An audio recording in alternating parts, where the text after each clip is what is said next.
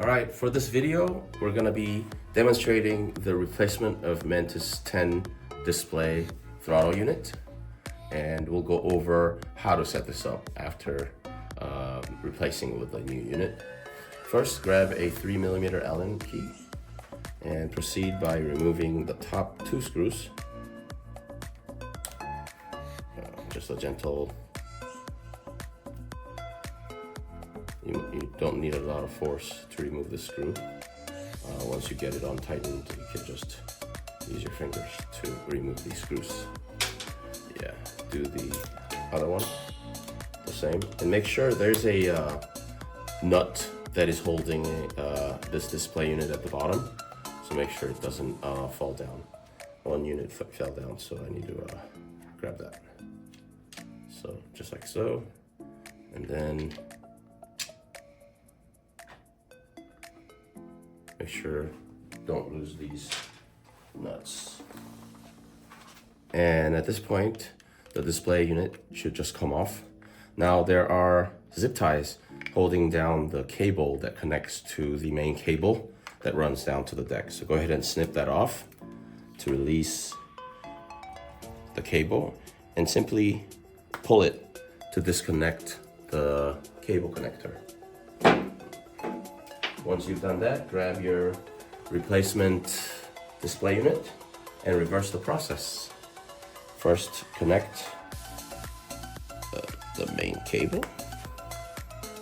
Grab a new zip tie and wrap around the cable to make sure that they don't move around. Snip off the end with a pair of pliers. After that, take your 3mm Allen key and install the throttle. Now, to install it, there are these keys that is designed to insert into this bracket, and you can't go straight in. Give it a quick, like a small angle, push it in, and then tilt back. And this might be a little bit tricky process. These bolts, these nuts go towards the back, and it's a little tricky to navigate, but it is in a slot. So once you have your finger pushing in the nut, you should be able to screw in the 3mm screw and tighten this in. And the same process goes for the other side.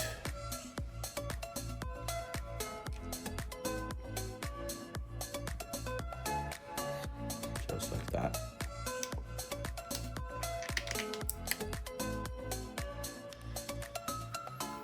Yeah.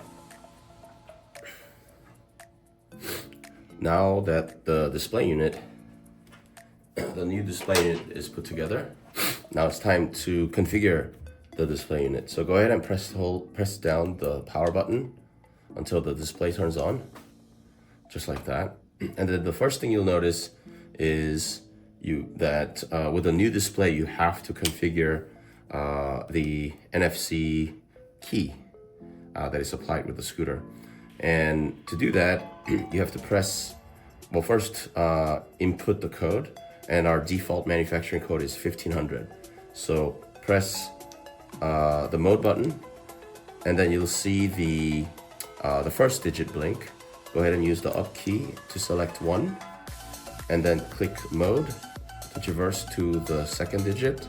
Press 5 times to register 15, and then go ahead and click mode twice, 3 times actually.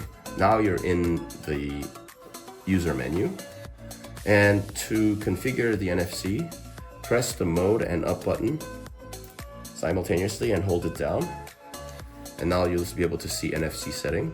And at this menu, click mode button once, and then you're going to see the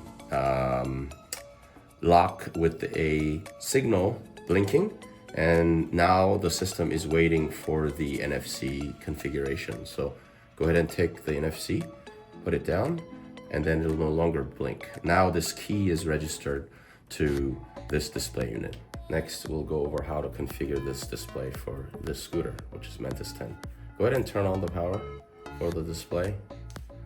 Display turns on. Now press the mode button and enter in the manufacturing code, which is 1500. Once you're in this user menu, press and hold the mode button. That gets you into the manufacturing setting. Now use the up arrow to get to the set, SET for setting. Press the mode button once. That'll ask you the code. Once again, use the up arrow to register 1 for the first digit and 5 for the second digit, and then click mode 2 times for 1500. Now, P1 setting should be registered to 10. To change these settings, you have to press mode button once, and then you can traverse through different settings. And for this, it's Mantis10, so 10 is what we want. Now press and hold to register. And then P2 is 100, P3 is 30, P4 is off, P5 is 1, P6 is on, P7 is 0, P8 is 48 volts, P9 is 38 volts, and P10 is 0, P11 is 2, and that's the end of it. You can refer to your user manual to see if you prefer a different setting. We have settings like power limit configuration, also kickstart and different things. But this is the preferred setting for most of our customers, but it is definitely configurable. Now, once all the settings are inputted, go ahead and power off the unit to save those parameters. So go ahead and press and hold the power button, and then the next time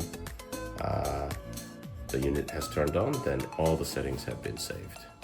And since we configured NFC, this blinking sign means that nothing will be operating until a key is registered. Then the scooter is functional. That concludes the replacement and the setting of the Mantis10 display.